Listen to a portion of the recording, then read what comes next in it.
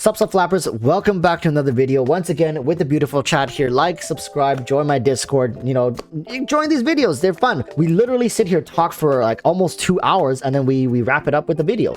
What's not to like about this process? I love it, chat loves it. We talk about all sorts of different things, starting from like my personal life all the way to Genshin Impact and problems, and then we talk about MiHoYo, we talk about the future of Genshin, we travel to the future of 10 years for Genshin Impact, and then we talked about the past. We do it all, okay? We do it all. So today, I want to talk about something, more specifically, a phenomenon. Something I've noticed regarding Genshin Impact and content creation. I know, you guys might be like, content creators? I don't give a damn about content creation. I'm a consumer, right? I'm here to watch the video. I don't care about... Yes, but what I've noticed recently is that regardless whether you're a viewer or a content creator, people... like viewers want to see people talk about Genshin more than actually playing the game. So here's the thing, right? We sat here. I was able to talk to like 300 something people for the past 2 hours about anything.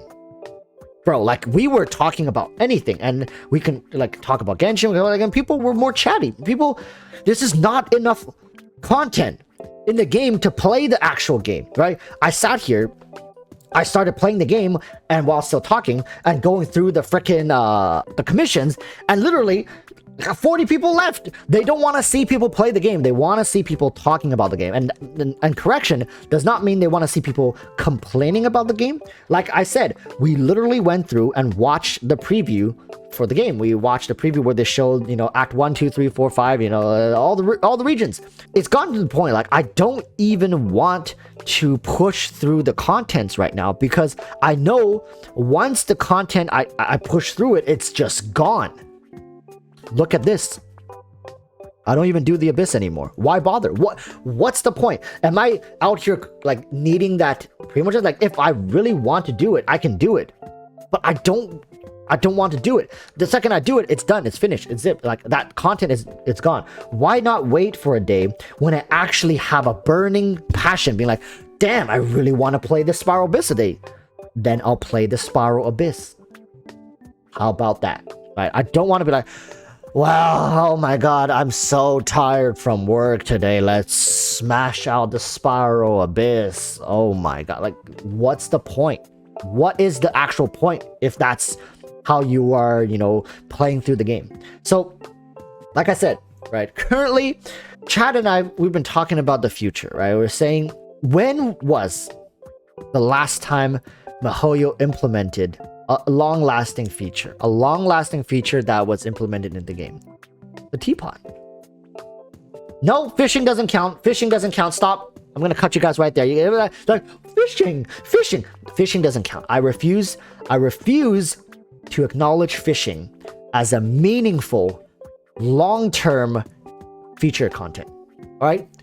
I do think the teapot was the last biggest and most meaningful piece of feature content they put in, and it was done so more for like a casual player base, because at the time, patch 1.5 of its implementation, combat based players had the Spiral Abyss, and the more casual players didn't really have much. So the teapot was a great addition to the game, and I think till this day it's holding strong. Every patch they put new things into it, and it just keeps getting better and better, right?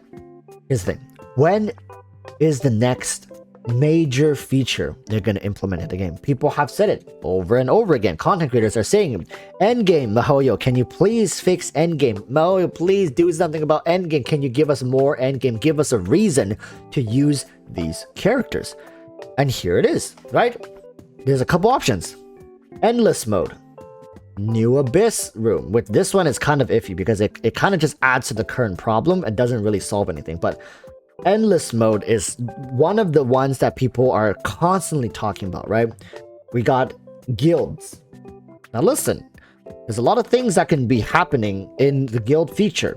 It doesn't have to be direct competition. It could be everybody working together towards a collective goal. MiHoYo can run guild-based events every single patch to incentivize joining and participating in a guild. right? You can start your own guild with a couple friends, or you can join an existing guild, right? After the guild feature, we got raid features, right? We can have bigger, badder things to fight as a server or whatever. We can even have factions, right? You can pledge loyalty if you want to Mondstadt, to Liyue, to Inazuma, or whatever, and these pledged loyalties can give you like additional, to give us a reason to revisit or to participate in these regions, things that happens within these regions. There are many things MiHoYo can do to incentivize endgame, but right now, what they're doing is I don't know what they're doing. All right, I'm gonna be honest with you guys. I don't know what MiHoYo's doing. There's been discussion about MiHoYo just pretty much jumping ship, right? We got Honkai Star Rails, and that game must have taken time to develop, right? So it's not to say Genshin is dying. It's just Genshin is not getting the funding that it needs to actually achieve some of the features that we are anticipating, or not even anticipating, that we are dreaming of, right?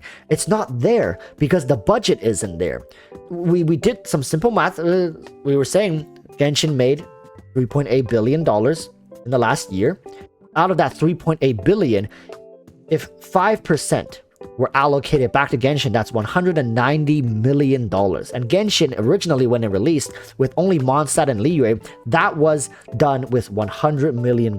So with the budget of $190 million, it's enough to get us all the way to Fontaine, region-wise. But that's not accounting for additional features. So realistically, how much of that 3.8 billion? Comment below. Realistically, I'm curious. How much of that do you think MiHoYo is actually pouring back into Genshin Impact? From the state of what we've seen. At the end of the day, I want to love this game as much as anyone else. Whether you're a content creator or a viewer, if you have a passion for Genshin Impact, trust me, mine burns just as bright. But I want to continuously iterate the thing, which is Genshin is not getting the love it deserves from not only us, but MiHoYo as well.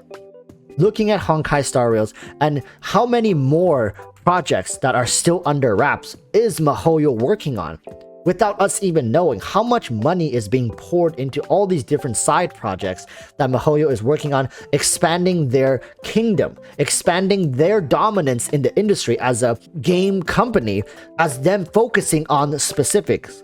Genshin Impact, right? It's the golden child. Genshin is their golden child. It's their golden goose, and they're starving it.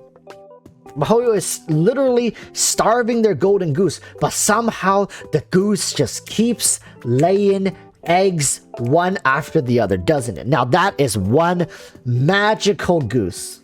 So I've taken a stance. I've stopped purchasing my battle passes, right? I only buy my what's that called? Welcome moons. I still do the welcome moons, but I stopped buying my battle passes, you know. And I encourage people to, you don't need to spend that much money in this. Like, it's not like we're rioting or something. It's just, what do you need that damage for? What do you need all that stuff for? Hoarding it for what? For endgame? You struggling in Abyss? Don't think so. So, unless you're playing catch-up as a newer player, which also doesn't make any sense because there's no leaderboards, there's no competition, there's no guild that has any sort of minimum requirements, no feature whatsoever in the game to even need to play catch-up too. And I think every content creator has all uttered this same statement. Take your time. Don't rush this. You're gonna regret it when you're AR55 and be like, damn, I finished the game from start to finish in like a month. You could have easily stretched that to 3 months as new content gets implemented into the game. We're talking about the future. Future, we don't know.